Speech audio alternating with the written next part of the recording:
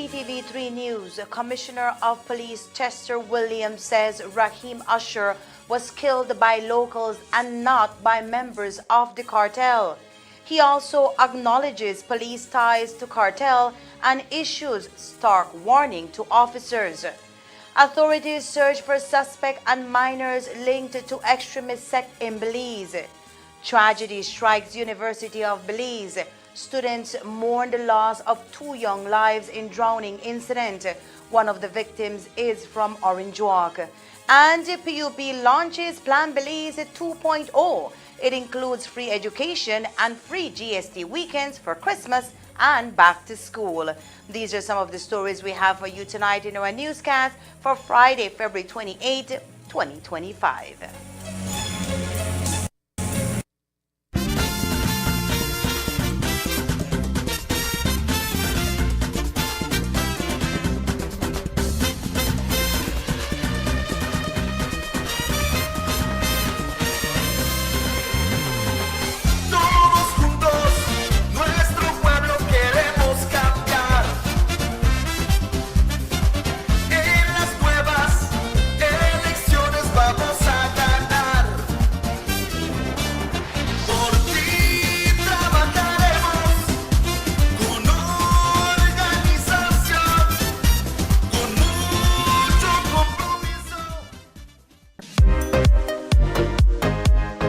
Escape to Paradise. Centaur is giving you the chance to win an unforgettable getaway at the breathtaking Orchid Bay Resort. Picture this: a stunning beach and a relaxing poolside retreat. One lucky winner will enjoy an overnight stay for 2, plus a delicious breakfast, all courtesy of Orchid Bay Resort. How to enter? Sign up for any Centaur service or stay up to date with your payments for a chance to win. Live raffle draw on April 16th on Despierta Belize show. Enter now to win with Centaur.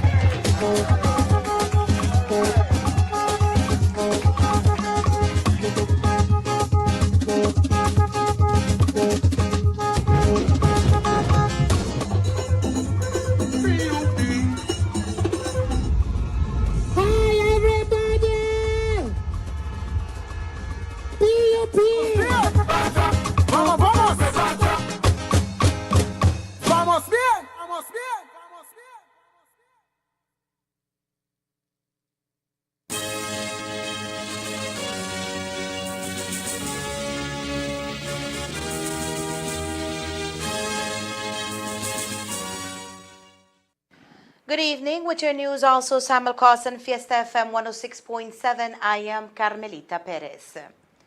The investigation into the brutal killing of 29-year-old Raheem Usher continues tonight, as police say they are looking for several suspects.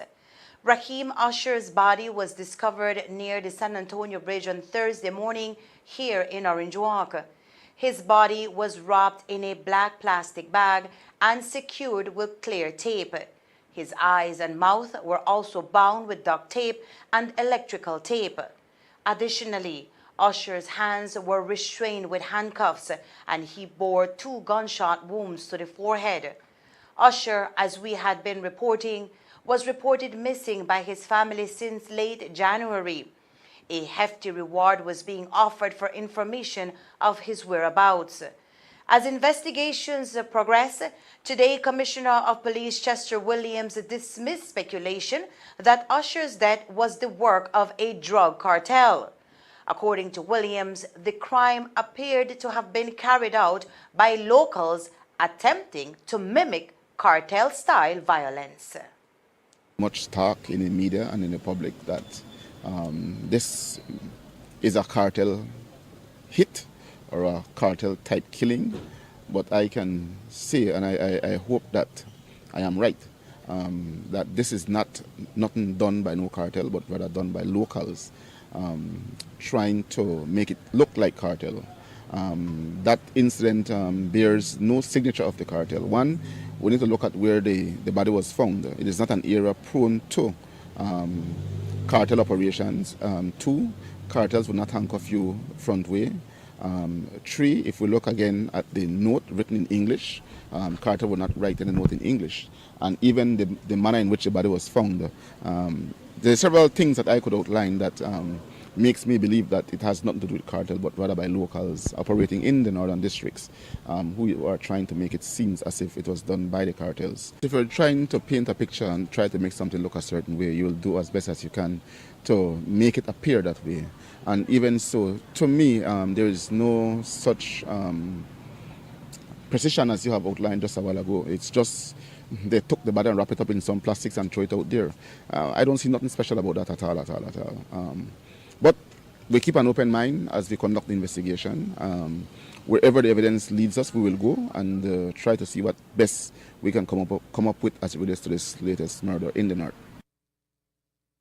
While the commissioner ruled out direct cartel involvement, he acknowledged the possibility that those responsible had ties to organized crime. That the persons who we believe are behind this killing do have cartel connections. So we're looking at that as well. But again, having cartel connections and cartel doing something is two different things. You'll find that most of the local drug operators in the north do have some cartel connection. But that does not mean that every act that they carry out is done on behalf of the cartels. No.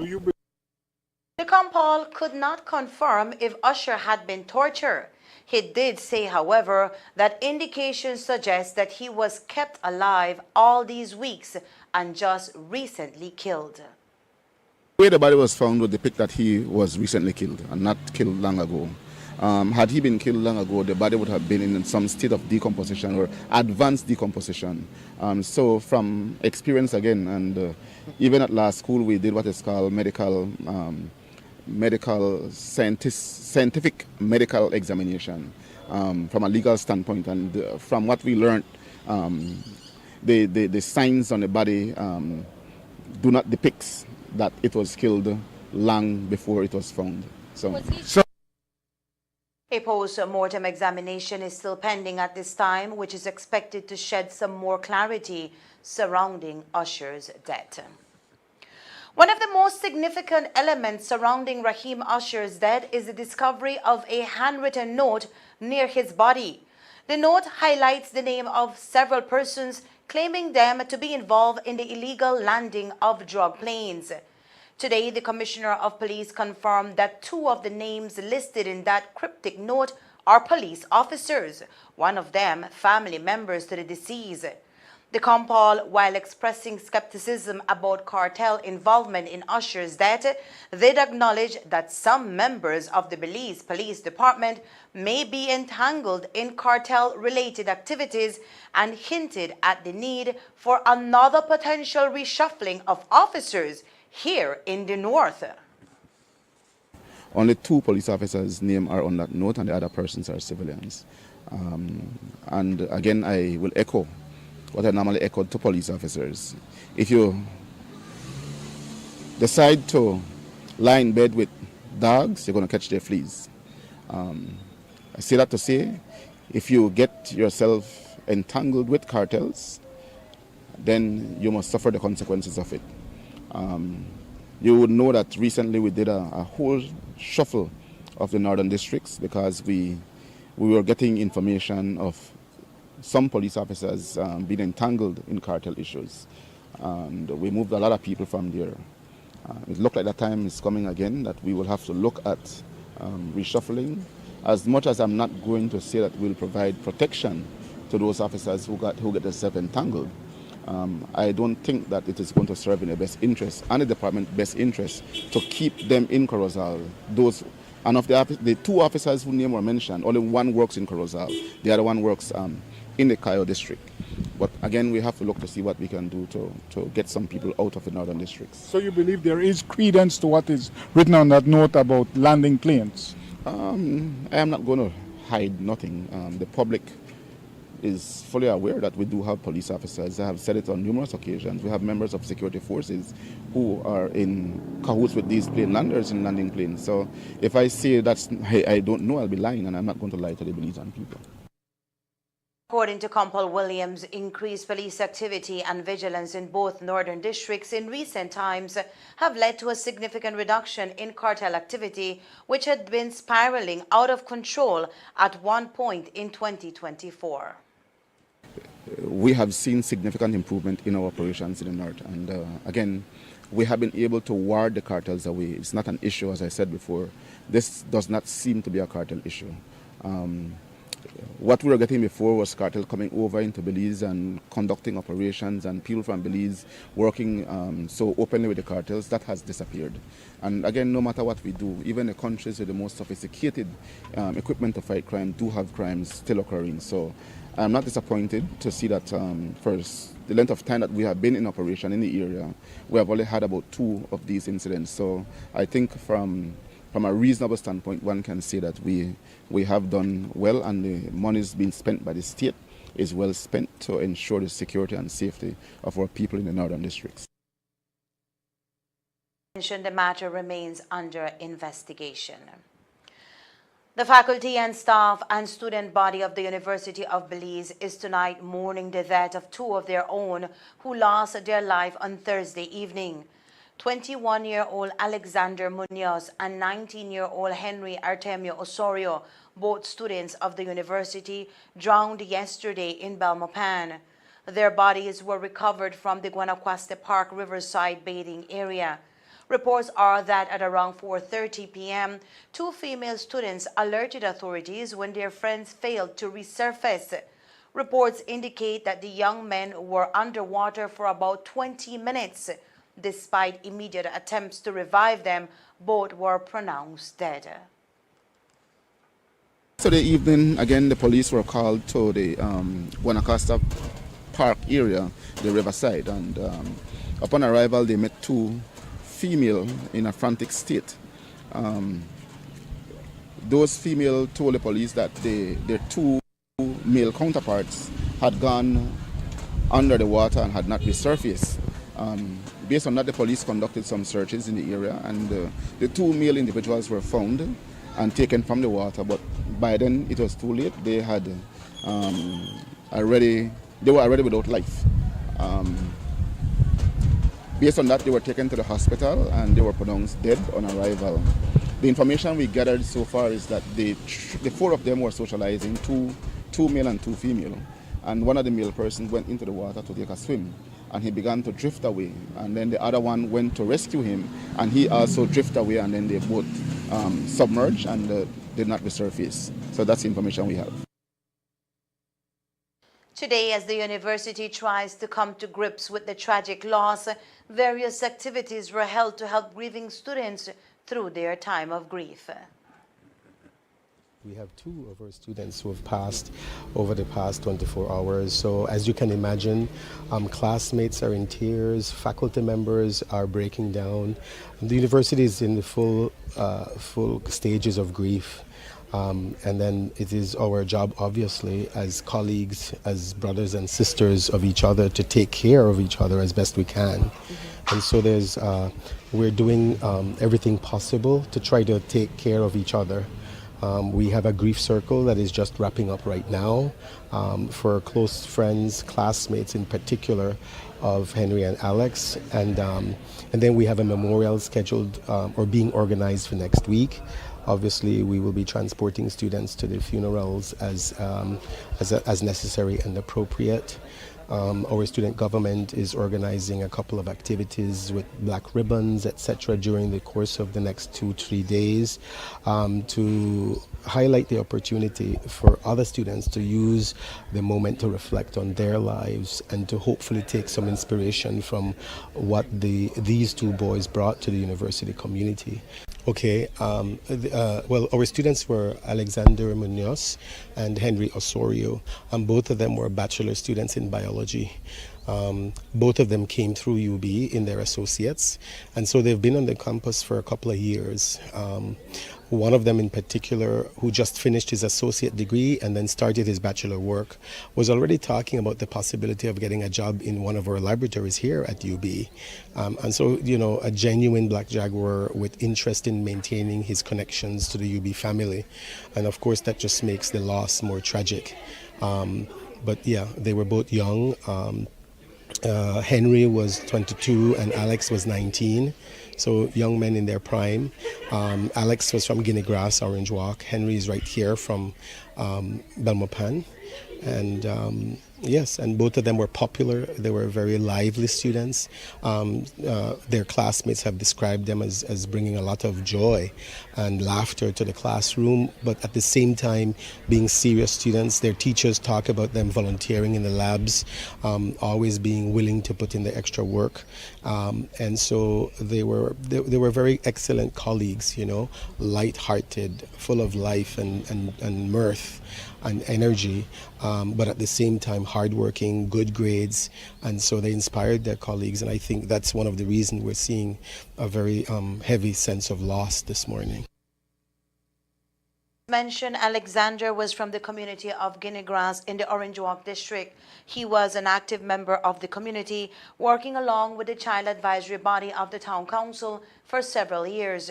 He was also part of the National Children's Parliament of Belize in 2021 as a student of Muffles High School. Today, his mentor and former CAB leader, Melissa Cadle, remembers the extraordinary legacy that Alex leaves behind for all those who loved him. It was so shocking, you know. We saw the news report on Facebook of 4 teenagers hanging out and 2 of the young men drowning, and as a parent, you know, it sent that chill down my spine, like, these are somebody's kids. And then when you get that news that it is somebody that you really know, somebody so close, it's so devastating, you know, because Alexander was a part of CAB. He was a part of our group here with us with CAB, and he had so much ambition, so much to live for, all his dreams that he wanted to fulfill. So to get this news, it was like a real shock to me and to the rest of the members from CAB who were with him at the time he was serving in CAB. I could remember 2021, we went to the Children's Parliament in Belmopan, and he was the Speaker of the House. And I could remember coming back on the bus, and I told him, Alexander, you set the standard, you know. Speaker of the House, this is like next to the Prime Minister, you up there, you made it for yourself in this capacity as a Children's Parliament, as a parliamentarian. And he was like, you know, Miss, I think politics is good for me. And I told him, yes, you just keep on pushing. And it's just hurtful to know that such a prominent, strong, ambitious young man lost his life so tragically, you know. He was so heartwarming and dedicated. When we were doing our cleanup campaigns throughout the town, Alexander was the first to arrive. Miss, where the garbage bags? Miss, where the gloves? What area we and doing? He would get his group and they started working together. He was always so dedicated and so willing to put in his part for the community. So it is a tragic loss, and he will be missed by a lot of people. The loss of both young Alex and Henry has resonated with the entire student body at the UB Belmopan campus. Today, a few of their friends remember them for their strong personalities and dedication. Last night, I had texted him, like we were supposed to meet up for a group work online. So I was waiting for his text, and then into my phone came a text message from one of our chat groups, and they sent this news article about 2 guys passing away, and then the indications just led me to them because they had gone to the place. So I just quickly gone call my friends and I asked them, is it true? And then some of them that knew, they told me, yes, it's true. And then they told me about them. Yes. And what was your immediate reaction after that on hearing it and realizing, oh, this is going to affect a lot from now on? Well, my immediate reaction was just to call my other colleagues, my classmates, and inform them about it. I told them to keep calm, to keep their mind together, to meditate about what's going on, and to just don't panic about what had happened, because it had already happened, and as human beings we cannot do anything. So basically I was like sort of counseling them for the meantime. I feel like we as a community came together and did what we had to do to establish this trust and communication to grieve in this time, and I think that really did help me and a lot of us in this situation. What was the most memorable part of the grief circle that stood out to you? When we all started talking about the memories and how they helped us and how they were when they were still here with us. Could you share one of your memories with the guys that you would remember? I was mostly closer with Alex, and I remember one day we skipped chem because our teacher, no offense to him, but he didn't really know how to teach a topic very well. But we skipped chem and he's like, let me show you the river. And this was like 5 because we had a very late chem class. So we left and we stopped by the store, we got some snacks, and he showed me a river like by over there, and we just sat and we just talked and we laughed. And then he's like, okay, let's study chem. And I was like, what? And he's like, yeah, you thought I took you out of chem? No. So he went over the whole topic and everything, and he's like, I brought you here so I can teach you. And that's one thing I will always miss, is his enthusiasm and his okayness to do anything, especially for me. We extend condolences to both grieving families, particularly to the Munoz and Cetina families in the community of Guinea-Grass on the loss of their loved one.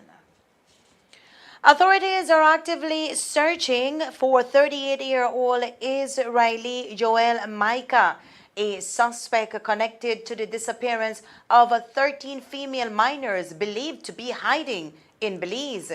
The investigation comes on the heels of the recent deportation of 3 Jewish men, Avron Denkel and Chaim Malka, both American citizens, and Canadian national Moshe Yihya, altered to Guatemala, where 2 of them are wanted for child abduction. The 3 men were reported to be affiliated with the extremist Jewish sect known as Lev Tahor, which has gained notoriety for its controversial practices and alleged criminal activities. As concerns mount, law enforcement officials in Belize are working closely with international agencies to locate Micah and the missing minors.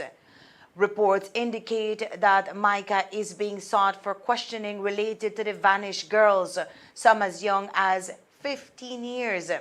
Alarmingly, one of the minors is believed to be in an advanced state of pregnancy, raising urgent humanitarian concerns for the well-being of the young girls believed to be under his care.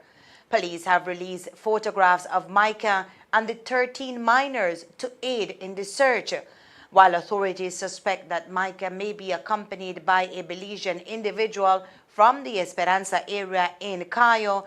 Commissioner of Police Chester Williams did not confirm those reports today. Certainly we do have reasonable cause to believe that they were in Belize or may still be in Belize. And so we are on high alert. We have notified our commanders across the country to be on the lookout for them.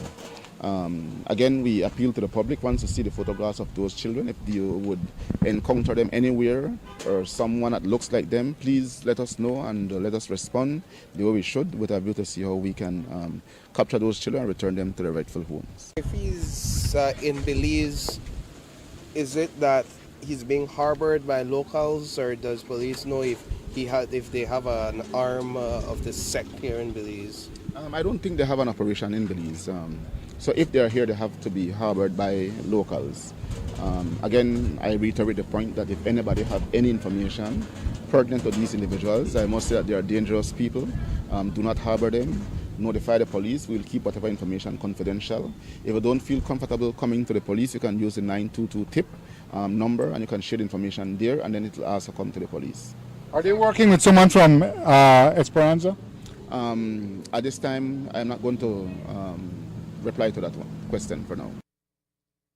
Police have urged anyone with information about Micah's whereabouts or the minors to come forward and assist in bringing them to safety. In other news, in a vibrant gathering of supporters on Thursday night, the People's United Party unveiled its Plan Belize 2.0 manifesto, setting the stage for the upcoming general elections on March 12th. Party leader and Prime Minister John Briceño, alongside Special Envoy for the Development of Families and Children, Rosanna Briceño, area representatives and standard bearers, all delivered impassioned speeches resonating with a captivated audience eager for a vision of a better future. In the case of the PM, he addressed the Assembly sharing a renewed vision for Belize's future while highlighting the progress made under his administration over the past 4 years. Briceño acknowledged that while achievements have been made, there is still more work to be done to address the pressing issues that affect Belizeans daily. Among the most significant announcements was the expansion of government's free education program. As much as we have done over the past 4.5 years, I am well aware there's more that needs to be done. I know there are more single mothers who need a home so that they can better support their children. I know the cost of living is still too high and that we must work harder to make the basic goods and services that we need more affordable. I know there are more young people looking for support to further their education. I know we still have some violent communities that we must make safer. That is why we have put so much effort into crime prevention. I know we still have many Belizeans who are sacrificing to support their children. That is why I am pleased to announce that right here in San Ignacio, effective next school year, Sacred Heart College will be the next school to enjoy free education from first form to fourth form. He laid out the roadmap for Belize's advancement. PM Briceño pledged to work with the cañeros and the mill to develop the sugar industry. And in our second term, we will work with the cañeros to modernize the sugar industry and expand investment in non-traditional agro products. On the Plan Belize 2.0, we will build hospitals in San Pedro, Belmopan, and Punta Gorda.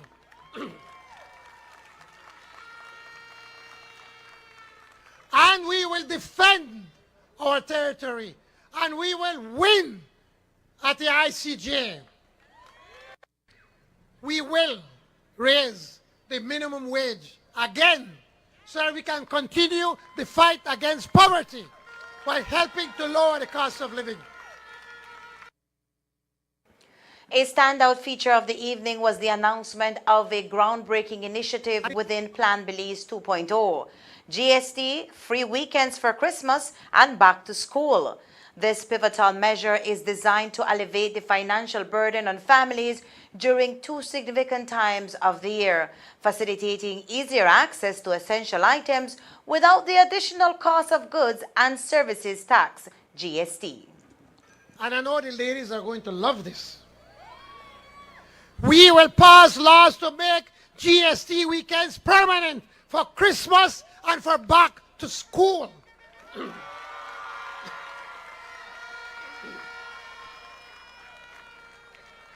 I am confident that we can deliver. I am sure we can perform. Why? Because we are the best. Plan Belize 2.0, the PUP aims not just to rally voters' support, but to instill hope and confidence in a brighter future for all Belizeans.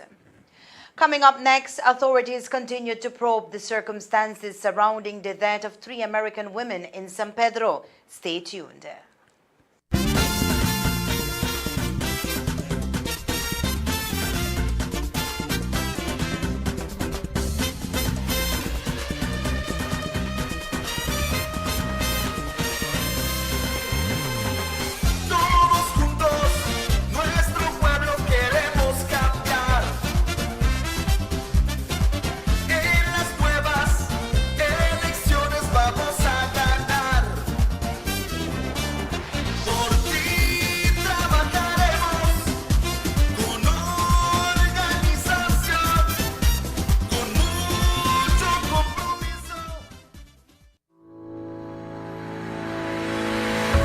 The Employee Assistance Program is focused on the well-being of the thousands of public officers who provide critical services across the nation.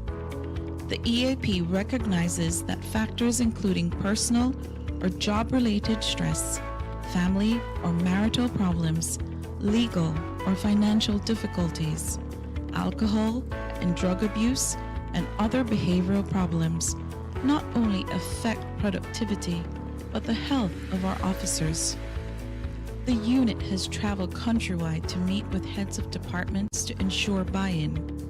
Public officers in all ministries and departments have been apprised of their access to counseling services. Hundreds of public officers have been assisted through this vital program. The unit has also acquired the full-time services of 2 social workers and continues to participate in health fairs and in awareness campaigns. The unit is committed to a modern, streamlined, and efficient approach to public service through focus on those who provide it. The work continues.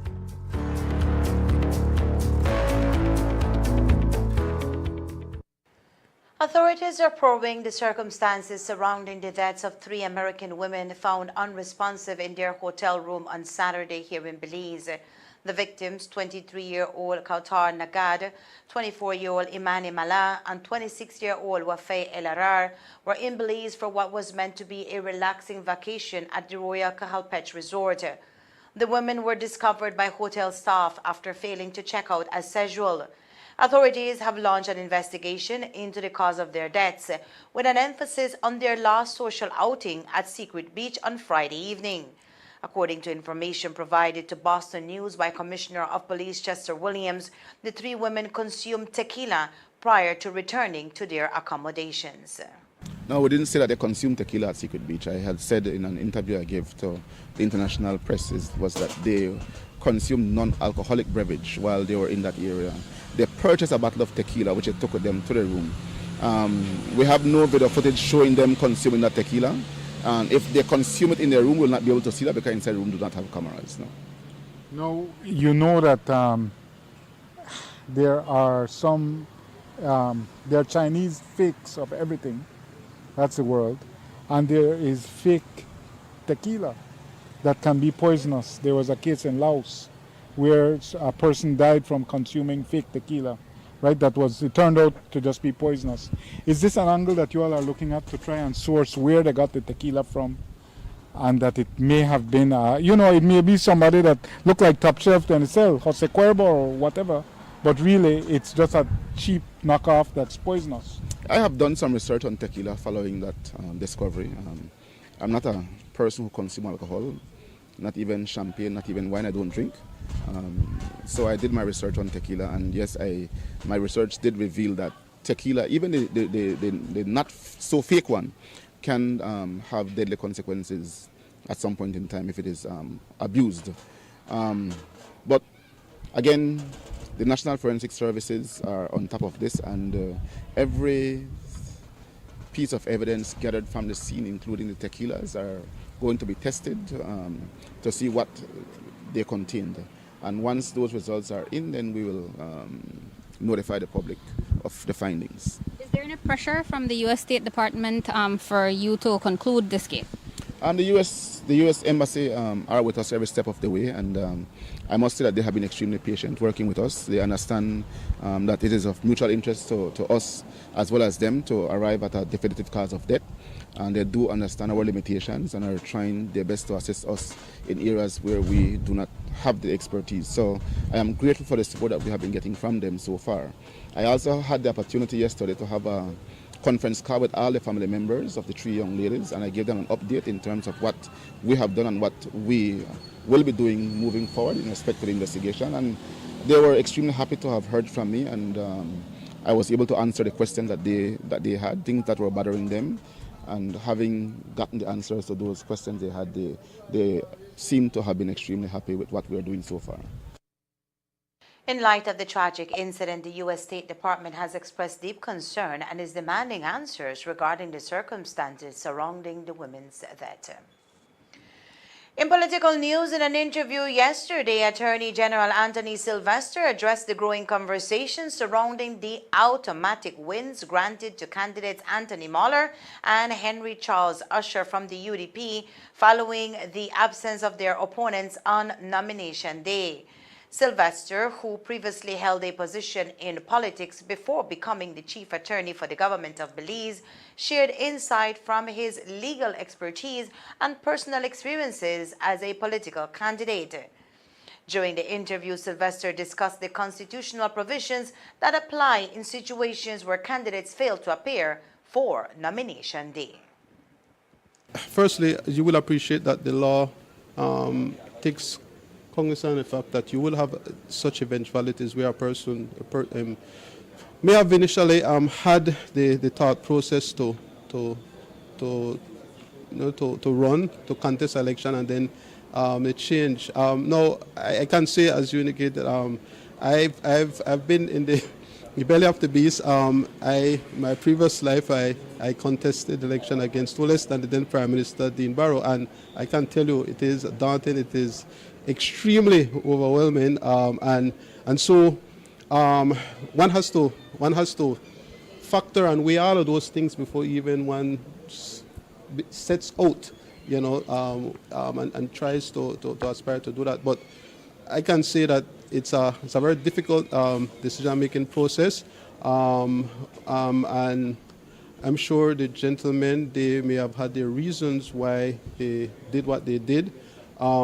But suffice it to say, the fact that the law and the Constitution takes cognizance of the fact that you could have someone be elected without an election, it is therefore, it cannot be said therefore that there's something untoward, there's something illegal about that.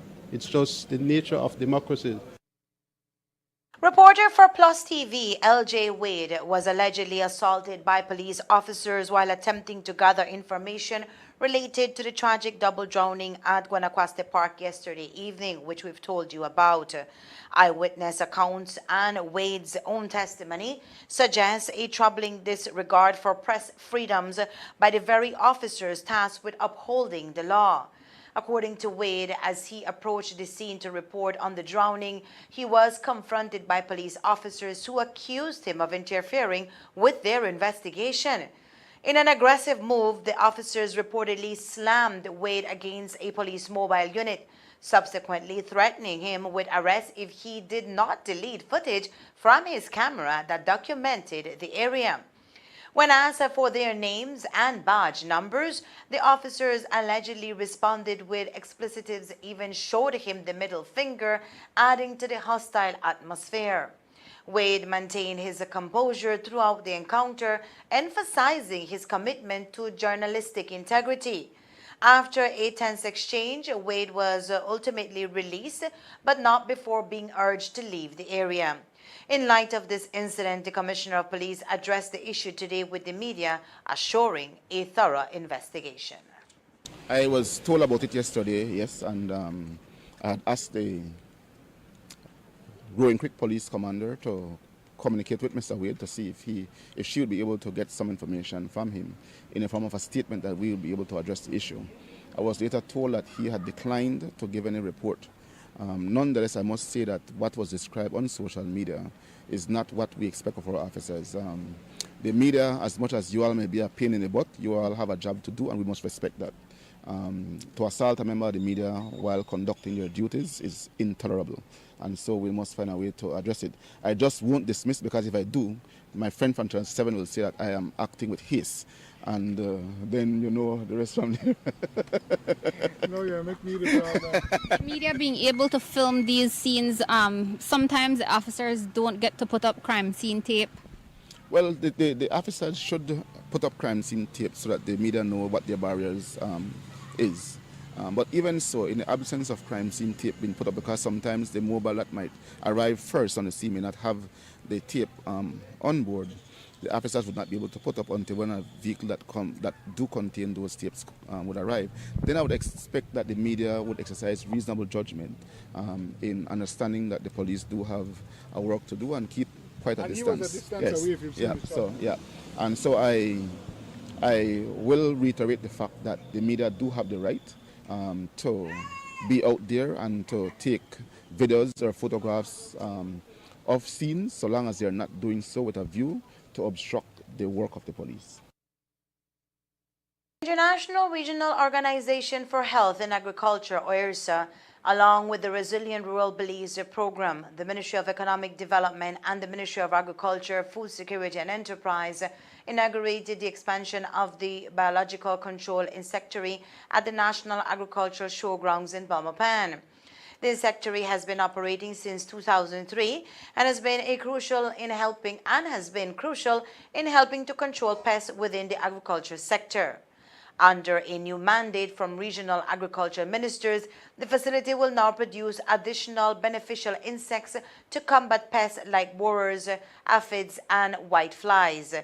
This expansion, according to Agriculture Minister Honorable Josemai, will go a long way in moving the agriculture sector towards a more resilient future amidst the challenges of climate change.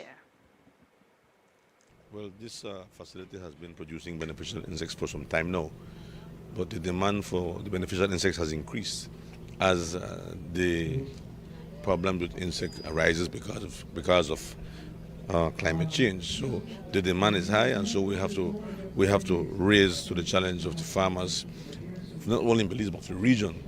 So these two beneficial insects are being mass produced. This facility will allow us to produce much more than what we were producing in the last few years, and that's supposed to benefit the agriculture sector tremendously. One of the main pests we have in Belize are thrips, mealybugs, and whiteflies, and they feed on our plants daily, forcing the farmers to use very tough insecticides. We are discouraging the use of insecticides, the irrational use of insecticides, because it is damaging to human health, damaging to our food source, damaging to the environment. And so this new technology, biological control, which is not new, but new to Belize maybe, will contribute to reducing the use of deadly insecticides that are dangerous to human health, and at the same time contribute to improving production and productivity, making it cheaper. If the farmer produces more, less insect damage, then the product becomes cheaper to the consumer and healthier. And so that is what we are focusing in this project. The expansion comes at a cost of over $123,000 and will help to significantly reduce pesticide use, safeguard human health, and promote environmentally friendly farming practices. The challenge we had was feeding the beneficial insects. So we are growing here the food, which is the eggs of another insect. So growing this facility is producing the food for the beneficial insects. And once we have this food up, maybe in the next 6 months, we'll be able to mass produce, feed and mass produce, and release to the farmers. There's more news after the break. Stay tuned. Yo, Empress Melcy Productions in collaboration with Vibes Alive International presents Reggae by the River 2025.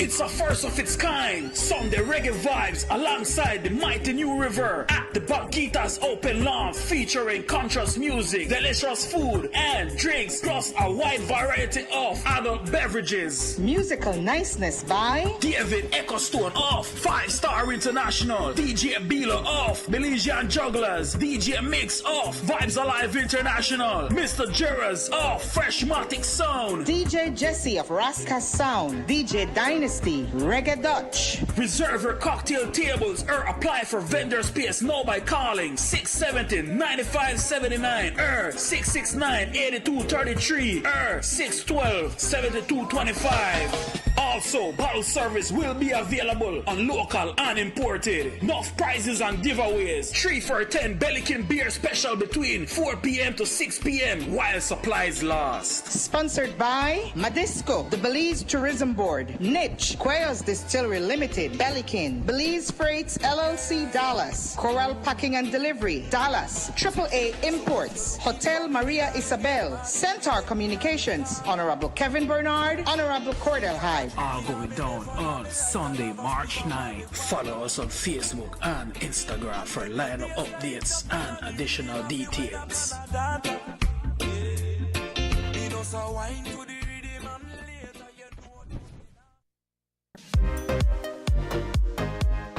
Escape to Paradise. Centaur is giving you the chance to win an unforgettable getaway at the breathtaking Orchid Bay Resort. Picture this: a stunning beach and a relaxing poolside retreat. One lucky winner will enjoy an overnight stay for 2, plus a delicious breakfast, all courtesy of Orchid Bay Resort. How to enter? Sign up for any Centaur service or stay up to date with your payments for a chance to win. Live raffle draw on April 16th on Despierta Belize show. Enter now to win with Centaur.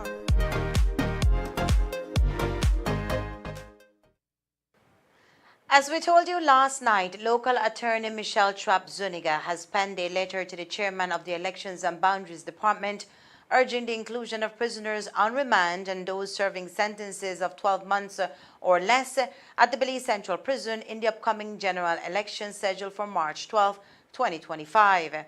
The letter underscores her belief that these individuals are constitutionally entitled to vote and highlights the implications of denying them this fundamental right.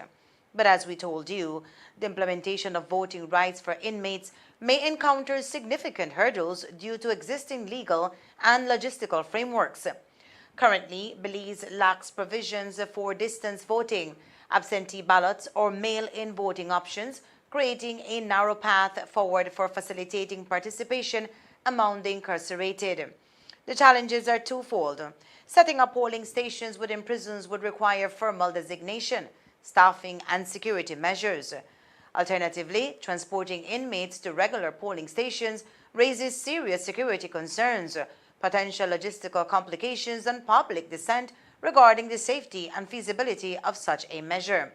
Today, when asked about the advocacy, Commissioner of Police Chester Williams said he is not in agreement.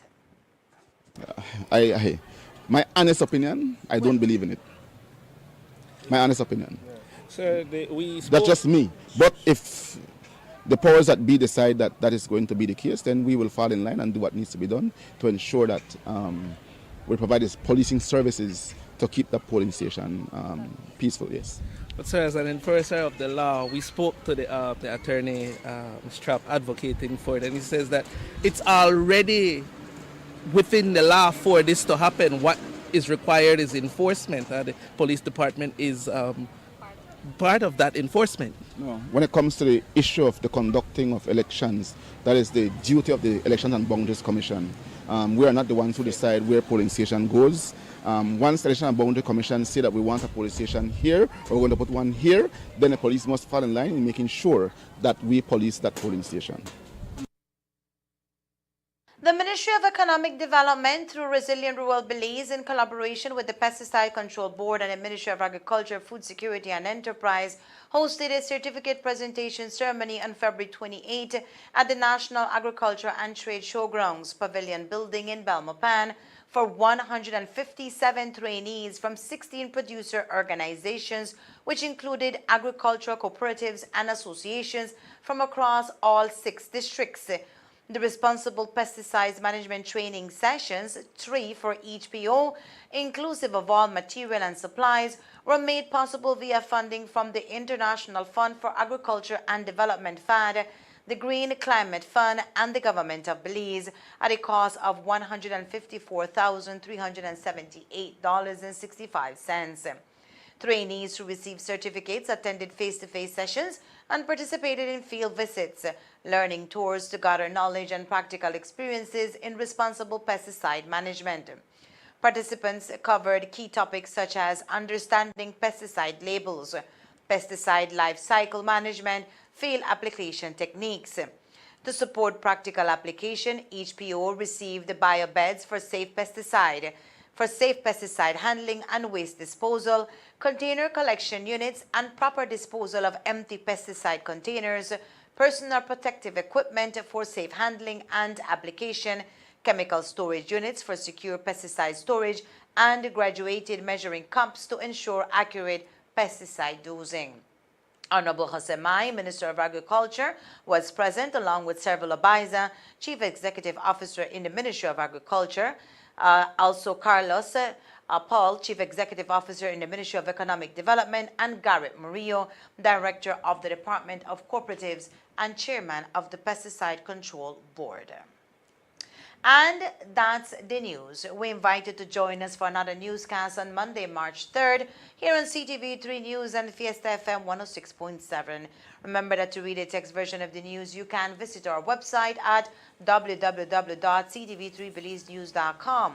You can also log on to our Facebook page for current stories at facebook.com/CTV3Belize News or our YouTube channel at CTV3 News BZ.